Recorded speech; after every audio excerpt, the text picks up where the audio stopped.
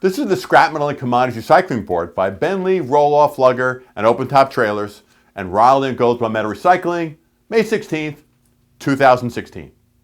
In this report, last week commodity prices had many ups and downs, while the supply of scrap remained tight in some cases. U.S. steel production rose to a high for the year and is at an approximate 9-month high, a nice performance for U.S. steel mills. Steel imports into the U.S. have been trending down since last year. That's a key reason why U.S. steel production is actually up. Oil prices are now up an incredible 78% from their February low, which is raising the cost of doing business across many U.S. industries.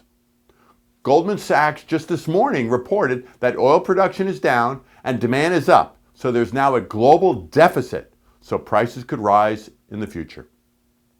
But despite this increase, oil rigs that use huge amounts of steel continue their fall and are now down more than 80% from their highs of just 19 months ago. With oil prices on the rise, though, this could change very soon. Let's hope so. U.S. ferrous scrap prices rose and are now at highs not seen for almost a year. Importantly, some are saying that despite record high U.S. steel production for the year and imports on the decline, scrap ferrous prices could go down next month in June. As for scrap metal volumes coming into yards, a trader at one of the largest non-ferrous brokers in the U.S. said about 72 hours ago, flows are horrible and anemic. Note that non-ferrous and ferrous tends to track each other in many cases, but it is true that large amounts of junk cars have been finding their ways to market. But keep in mind, this is only a one-time event. Related, multiple steel mills announced price increases this week up to $100 a ton, and we see hot rolled coil steel continues to rise in price. U.S. Steel, one of the largest steel mills in the U.S., has had their stock tumble last week. It is believed that despite major tariffs, the run-up in global steel prices had the Chinese run their steel mills hard in the last couple of months, and they plan major exports to the U.S. in the weeks to come. This could be a reason for the lower scrap ferrous prices. Another reason for lower prices is that iron ore prices have come down about 20% in recent weeks from an approximate one-year high in April. 304 stainless scrap prices rose for the week and remain close to the multi-month high. Copper fell about another 8 cents for the week and is now down 23 cents in less than just 2 weeks. With copper inventories actually going up in recent weeks, this could limit further price increases.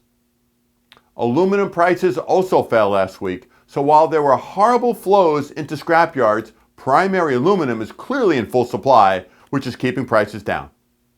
Freeport-McMoRan, the second largest copper miner in the world, has made major moves in recent weeks to pay off debt due to the collapse of copper prices that they do not see rising anytime soon. Their scrap prices come down in recent weeks, but is still more than double that of a few months ago, despite last week having sold their largest South African copper mine for $2.65 billion to the Chinese, and they sold a 13% interest in their second largest copper miner in the world to the Japanese for $1 billion earlier in the year. The U.S. jobless weekly claims rose for a third week in a row and was 294,000, much worse than estimated, and importantly, this is not a good trend. Novelis, one of the largest aluminum producers in the world, announced that their automotive sheet shipments have been up an average 31% a year from 2012 to 2016. A great performance for the metal. Lastly, a new part of this report for customers of BENLEE is Product of the Week. This week it is our best-selling roll-off truck replacement trailer, the Super Mini. At only 25-11 inches long, it does everything a roll-off truck does, but better, including in most states carrying about 50% more bridge law legal than a roll-off truck, but only costs about a quarter of the price of a roll-off truck. With that, we hope all have a safe and profitable week. My name is Greg Brown.